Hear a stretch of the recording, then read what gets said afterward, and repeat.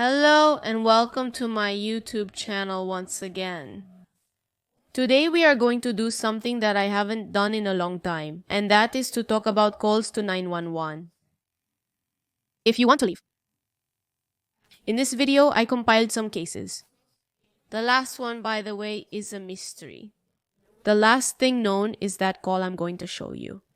On the screen, you can already see the rest of my cases. Down here are my social networks in case you want to follow me on any of them. And with nothing else to say, let's get started.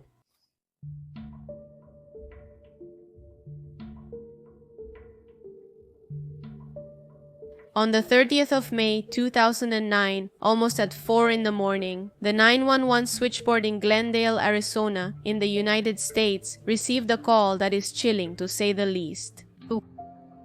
The caller was a man who, when asked the typical question, "What is your emergency?" responded as follows.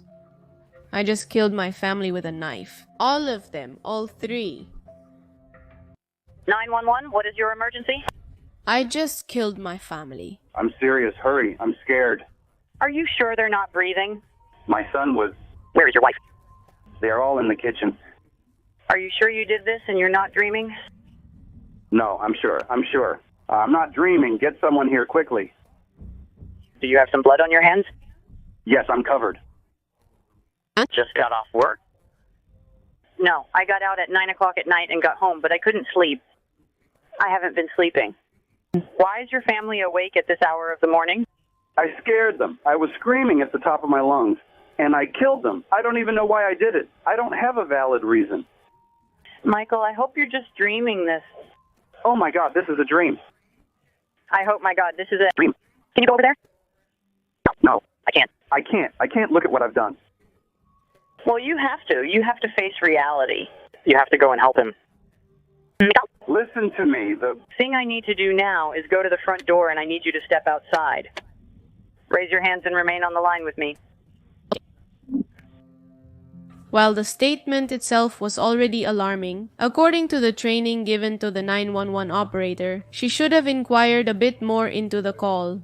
In other words, she had to talk a bit more with him to be able to determine if what he was saying above all was true, or if it was one of the hundreds of prank calls they received daily at the central station. After a few minutes of conversation, the operator concluded that this call was legitimate and alerted the police to go to the address that the man had provided and that she had confirmed thanks to the tracking system. During the minutes that the communication lasted, the man explained that everything had happened after an argument with his wife, who was worried because he had been getting little sleep in recent days. The argument began to escalate until it made him lose control and attack his entire family. The police arrived at the residence a few minutes later. This was the Miller family, a young married couple made up of Adriana Miller, 28 years old, and Michael Brian Miller, as well as their two children, a 10-year-old girl and a 4-year-old boy. When the officers arrived at the residence around 5 in the morning, Michael was outside waiting for them and did not put up any kind of resistance to the officers entering his home. In fact, he seemed too calm. Still not quite sure if the story was real, the officers entered the house to find that the story this man had told over the phone to 911 was sadly true. Both Adriana and her daughter lay lifeless on the second floor of their house, as well as the boy, who Michael also believed to be dead. At that moment, the officers, as they should, checked the vital signs of the victims and realized that in fact this man's son was breathing very weakly. Like the other two victims, he had dozens of stab wounds, but was still alive, so he was quickly taken to St. Joseph's Hospital and Medical Center, while Michael, of course, was arrested. There was little investigation required. Michael had confessed what he did from the call, but there was still quite a few things to clarify. The call didn't explain the motives or reasons behind the horrible massacre he had committed because you really couldn't escalate a concern about how little he was sleeping to killing his entire family. Once at the police station, Michael expanded on this version of the story. He confirmed that he hadn't been sleeping much in recent days, and that within him existed both a devil and a god who often told him what to do. The initial attack on his wife had been ordered by his devilish side. He also added that when he began attacking her with a kitchen knife, he did it while singing a song by the rapper Eminem called 3 a.m., which is quite violent in itself, as it tells the story of a murderer. Adriana's screams woke up their eldest daughter, who then suffered the same fate as her mother, being stabbed multiple times until she lost her life. However, the person he actually stabbed the most was his son, whom he remembered tucking into bed himself the night before. When asked why he had stabbed the 4-year-old more than 11 times, he replied that it was because he was the one he loved the most in his entire family. In addition to those macabre details, he assured that while he was murdering his family, he felt extremely angry, but he couldn't explain why. A simple look at his medical history revealed that Michael had been diagnosed with 2 mental disorders that could potentially explain his actions. The first was bipolar disorder, which could be the reason why Michael hadn't been sleeping in the days leading up to the crime, having entered a manic episode. On the other hand, he suffered from schizophrenia, which could explain why Michael believed he could hear both God and Satan and how they were giving him orders. That is, they were delusions and hallucinations. At his trial, held in December of 2009, his brother Mitchell Miller gave a tearful testimony, assuring that Michael had been an excellent man for years, a good husband, and a very good father, who had started to fall apart because of his illnesses. In fact, he reported that the concern Adriana had conveyed to her husband on the night of the events was a concern that he and his parents had since Michael was young. Everyone around him always worried about him getting good sleep, taking his medications, and continuing with the prescribed treatments. Every time we thought Mike was getting better, he had another setback. Another key testimony was from Araceli Santoyo, Adriana's sister, who in a way confirmed part of Mitchell's words. She assured that her sister was a devoted wife, who loved her husband, and was willing to do anything to help him with his problems and illnesses. Therefore, what Michael had done felt like a betrayal of the love that Adriana had for him. Beyond his diagnosis, Michael was found guilty of the 3 charges he was accused of. 2 charges for first-degree aggravated homicide and 1 more for attempted murder of his son, who had managed to survive. Both the jury and the judge found Michael guilty of the charges he was accused of, so he was sentenced to life imprisonment for the murders of his wife and daughter, plus an additional 10 years for the attempted murder of his son, with no possibility of appealing his sentence or accessing parole.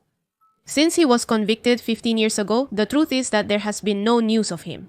We know that his youngest son survived, and therefore to this day, he must be about 19 years old.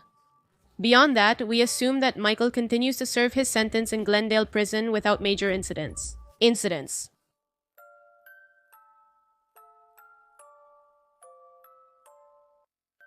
Vicky Edge, 59 years old, was found beaten to death inside her boyfriend, Jerry Autumn's house.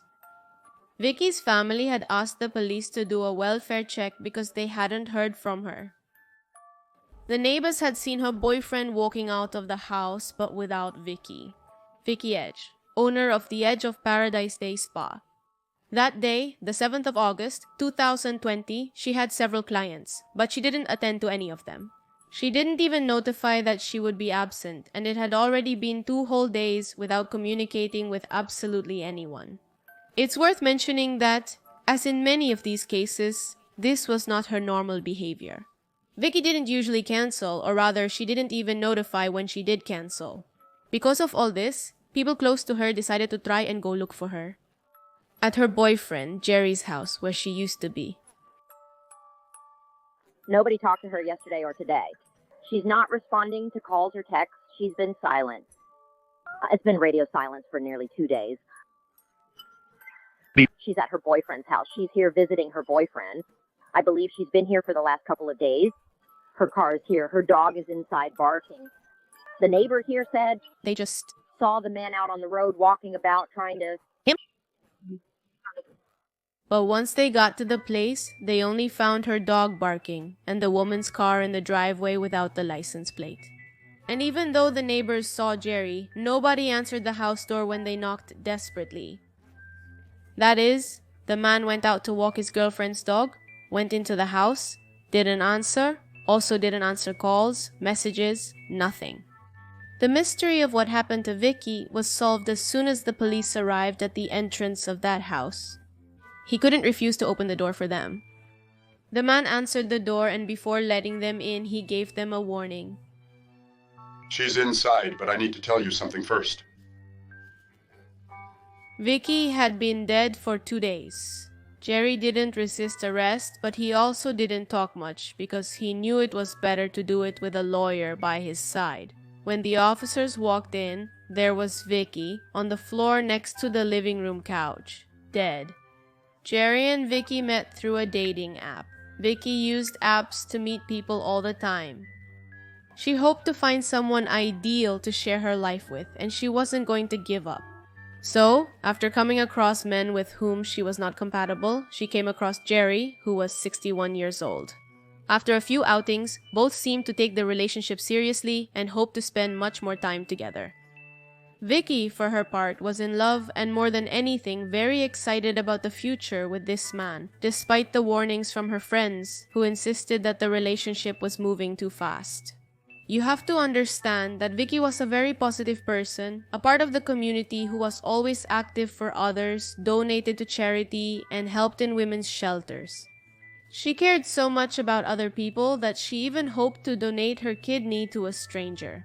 Unfortunately, in the week of her death, she found out that she had stage 2 colon cancer, which made it impossible for her to be a donor. So, the last day of her life was spent looking for an alternative donor for the woman she had initially planned to help. What mattered was that her friends and family saw her very happy, and of course, they didn't know the kind of person Jerry really was. If Vicky was charitable and honest, he was the complete opposite. Perhaps most importantly, he was a pathological liar, a person who lied blatantly and almost automatically. He had told one of his exes that he was the owner of a large company and therefore was a millionaire. Well, he must have told Vicky the same thing because she seemed convinced that they could get married soon. A few months into their relationship, they confessed that they were going to get married. Vicky was excited. She couldn't stop smiling, but the situation was a bit strange. Jerry didn't seem very happy. He had not only promised to marry her, but also showered her with gifts. He told her she could buy whatever she wanted as a gift, insisted on looking at houses together because they were going to live in a new place after getting married. Jerry wore generic clothes and drove an old van. These things alone do not prove that he didn't have money. There's no need to parade around in designer clothes or buy the newest and most expensive van if the previous one isn't broken. But Jerry didn't present himself like that by choice, because he was very humble. No, he did it because he really couldn't afford anything else. He didn't tell his partner what was really going on. He played this role of a wealthy man who in reality doesn't show off his wealth. He was too humble for this world, and therefore decided not to buy expensive things. But he did give her gifts. Gifts he couldn't afford. The week before Vicky's body was found, Jerry had bought a baseball bat at a Walmart. And this detail was not at all hard to find, by the way. The cameras were there. There were records that he had bought it. With those details, including his confession, it was clear that he had killed Vicky. But why?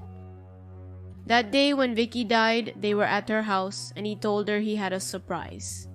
Vicky would be expecting some gift related to the wedding or some of the details he used to give her. Instead, while she was turned around, waiting covered with a large blanket so as not to look, Jerry hit her in the head with a bat without saying a word. Vicky was conscious while this was happening. She asked him why he was doing it. He didn't stop. The truth is, as I tell you, he had promised her so much for the wedding but lacked the money to get married. For the house on the lake. For the expensive gifts. That day, he had given her a check for $15,000 to reserve some things, but of course, this check did not have the necessary funds, and as soon as Vicky went to deposit it, she would realize that everything was a big lie. So he decided to kill her. Before facing that harsh reality, and also having to face all the repercussions that would entail, he preferred to kill her. Of course, the evidence was overwhelming. There was no other option but him. He had confessed right off the bat, so the trial didn't take long, and the final decision was that Jerry would spend the rest of his life in prison.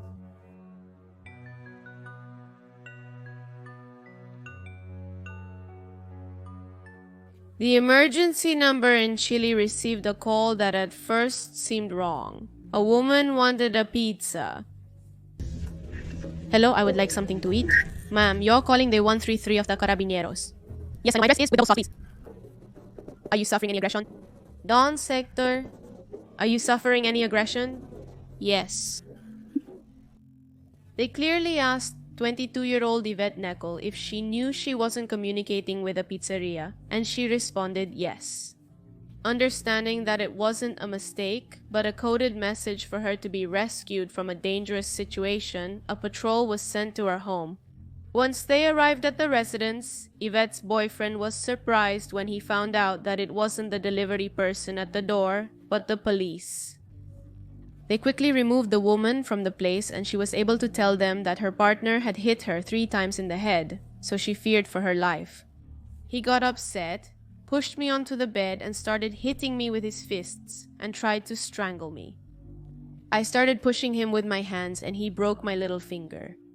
I still defended myself. I kicked him because he was hitting me with his fists on the head, and it hurt. I was scared. He sprayed me with cologne and set me on fire. Yvette's husband, Agustin Fuentealba, was arrested for the abuse, as he not only hit her in the head but also strangled her and sprayed her with perfume in an attempt to set her on fire, managing to burn her arm. If the story sounds familiar, it's probably because you know it, but because it also happened in the United States, more precisely in Ohio. For a long time, there has been a call to 911 circulating on the internet, where the victim asks for help in the same way, ordering a pizza over the phone, something her aggressor could not imagine.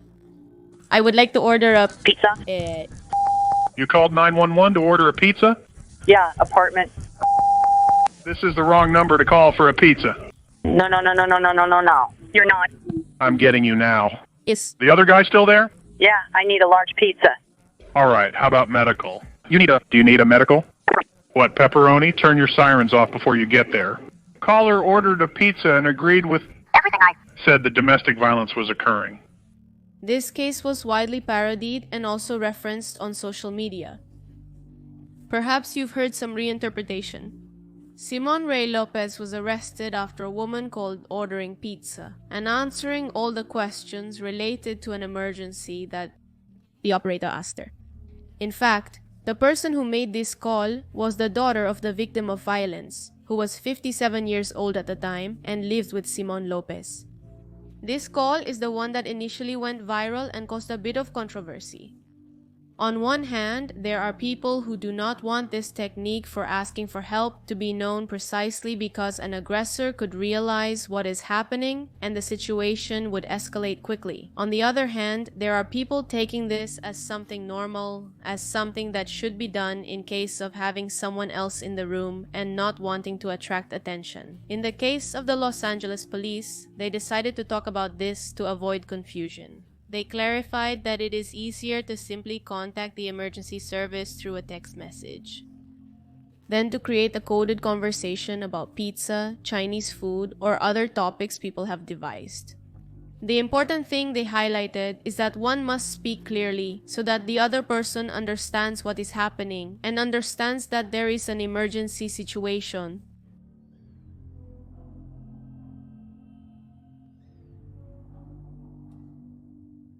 The Shindy family seemed normal, or at least that's how they made themselves appear.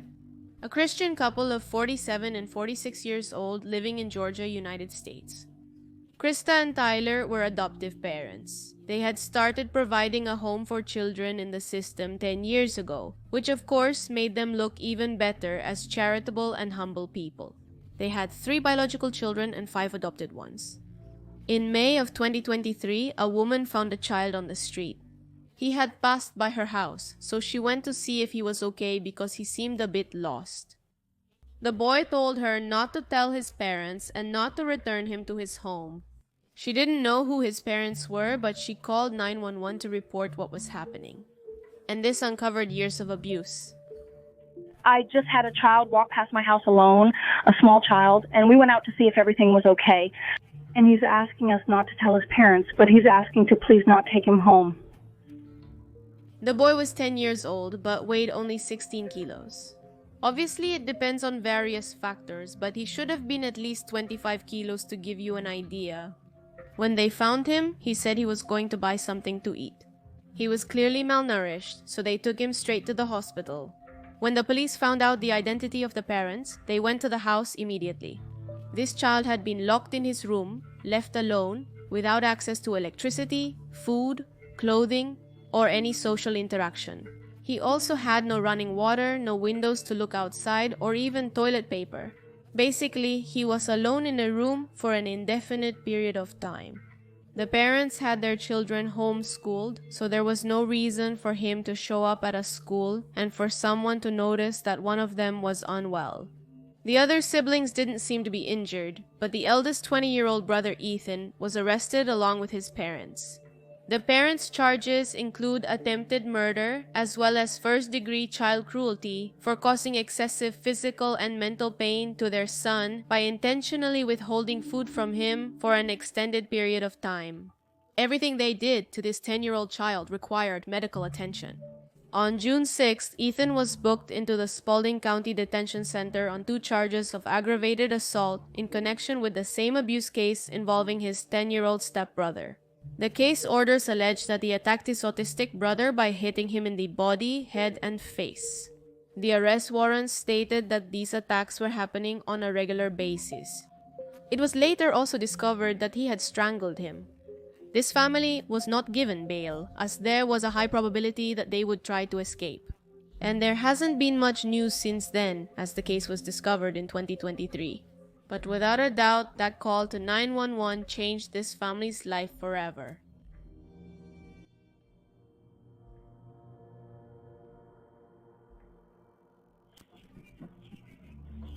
Someone shot my fiance in the head. I believe his mother is on the phone. Somebody came in and sought somebody. Do you know who it's at? My son, Justin Michael. Can you go over and check the status of...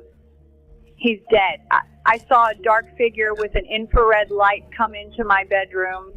I did not see any face or anything. When the officers arrived at the house around 3:30 a.m., they found 30-year-old Justin Michael dead in his bed with gunshot wounds to the neck and face.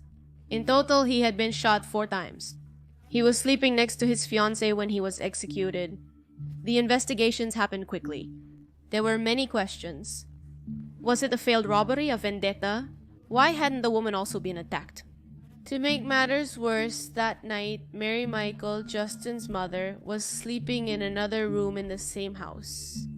In the living room of the house, they found a digital versatile disc player disconnected and thrown on the floor. But this, rather than proving it had been a failed robbery, seemed to prove the exact opposite. That the scene was staged, as this act of throwing the player on the floor was too forced. Marie stated that a person dressed in black had entered her room at night and had pointed a red light, a laser, at her face before going in search of their target. After the intruder left the room, Marie heard the gunshots. It was a strange situation, but it cleared up pretty quickly. Perhaps there are those who see 2 survivors and think they have something to do with the crime, but this is a misconception about killers. The killer doesn't necessarily seek to kill for pleasure, that is, they're not going to kill every person who crosses their path. In this case, what the scene actually tells us is that someone had a clear target in Justin Michael, only him, and the reason was revenge against his fiancée.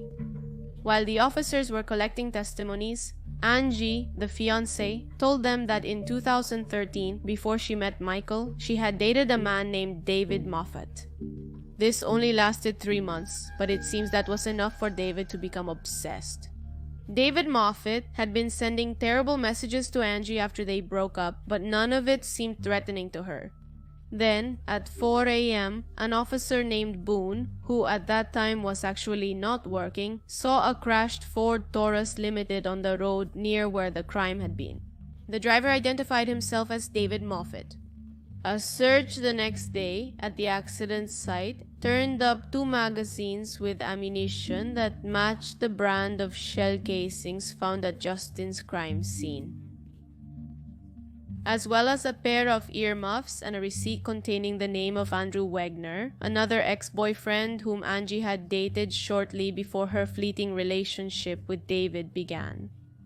A search at this man's house found evidence that he had made a fake ID using Wegner's name. David bought the firearm used in the murder from a seller in Sigourney using Wegner's name. David was charged with first-degree murder and robbery on May 9, 2014. Testimony in Moffitt's trial began on June 23, 2015, and prosecutors claimed that Michael's murder was carefully planned in an attempt by this man to evade any suspicion. What he hadn't counted on, however, was having an accident near the scene. Prosecutors argued that this man killed Michael after months of anger over his relationship with his ex-girlfriend. David had accepted a job at Wells Fargo about 2 months after his breakup and ended up working in a department alongside Michael. It was concluded that David was very angry with the surprise news in September of 2013 that this woman was going to marry someone else. Notes were found in David Moffitt's house suggesting that he was watching Michael's house, as he was also collecting information about the neighbors and possible ways to enter the home. David Moffitt was ultimately found guilty of murder and was sentenced to life in prison without the possibility of parole. The man's defense claimed that all of this was rather caused by a mental illness and the side effects of antidepressants, which, according to the defense, caused him to shoot his ex-girlfriend's partner. The defense explained that after ending his relationship, the situation became more complex before he learned of the engagement. That's when an almost irrational hatred began towards this person he didn't know. In January of 2014, the same month this man left Wells Fargo, David told his therapist that he was thinking about killing a person, and in response to this confession, he was prescribed an antipsychotic medication for a short time. Now, David stopped seeing his therapist but continued to take medication sporadically, meaning he had no control. Even so, this discussion about his mental health did not help him get out of jail.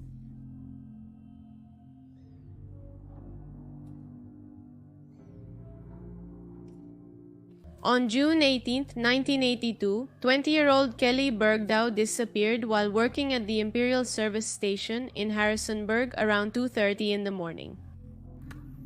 In the third shift at the Imperial gas station. I just had an opt-in phone call.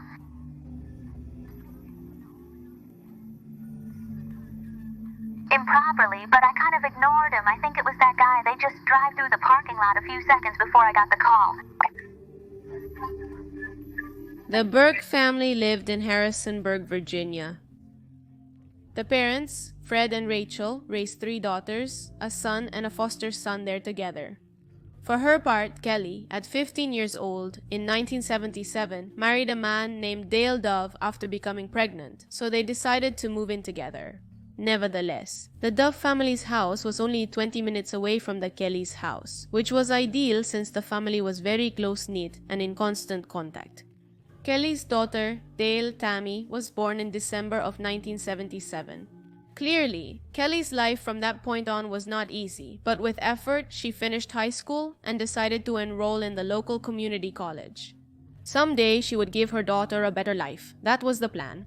At 20 years old, Kelly was working at the Imperial Service Station and shared this job with her sisters, Deb, Rose, and Elaine, Deb being the manager. On June 17, 1982, 3 days before Father's Day, Elaine says she remembers having been fighting with one of her brothers, so upset she went to Kelly for comfort. I remember hugging her after she made me laugh, as she always did. I hugged her and said, "I love you, sister. I'll see you this weekend." However, she never saw her again. That same day, Kelly was working the night shift at the gas station because she had switched schedules with one of her sisters. Her mother called the place around 11 p.m. to see how she was doing. When they spoke, it didn't seem like anything was out of place. The night was mostly calm. Remember, this is a night service station. That's precisely why she called her mother, because it was a bit concerning. At 11, everything seemed fine, but by the early morning of June 18th, it changed. At 2:27 a.m., Kelly contacted emergencies. There was a man wandering around the station and She said he was dressed inappropriately, although we don't know exactly what she meant by that, since Kelly couldn't be specific at that moment. It said that maybe he took off his clothes or showed her something, but in that moment of desperation, she couldn't formulate the sentence well enough to say exactly what this man had done to her. So she alerted the police, hung up the phone, and 2 minutes later she called them back to tell them that she wanted them to come and check it out themselves. She evidently didn't want to be alone with them. Kelly told the police that the man had called the station from outside and was saying obscenities to her. She said he was driving a silver Ford. And this is the only information we really have about this person. No description of what he looked like, how he spoke, only that he was driving a silver Ford. At 2:31 a.m., Kelly made a third and final call to the police. In this one, the desperation was too much. She begged them to come help her as the man continued to harass her. Before cutting off, a noise was heard in the background and Kelly disappeared. According to the police, they arrived just a few minutes after the last call. At the scene, the only thing missing was Kelly. Everything else was intact and in the same condition as always. After Kelly's disappearance, Tammy's father, Dale, gave full legal custody of Tammy to her grandparents, Fred and Rachel, who had offered to raise her.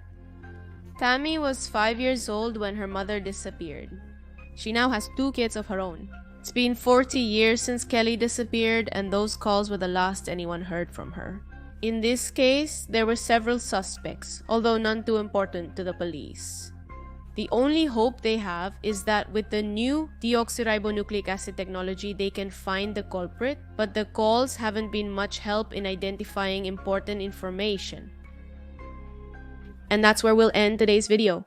Tell me what you think. And if you also knew about some of these cases we talked about.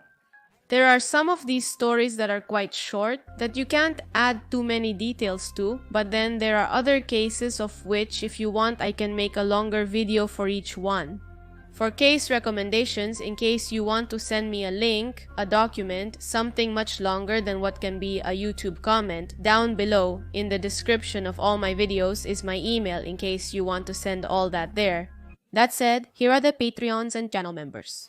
Thank you for supporting me through those means. And with nothing more to say, here's a new video. Here's a recommended video. You can subscribe by clicking on my face and see you in another video. Goodbye.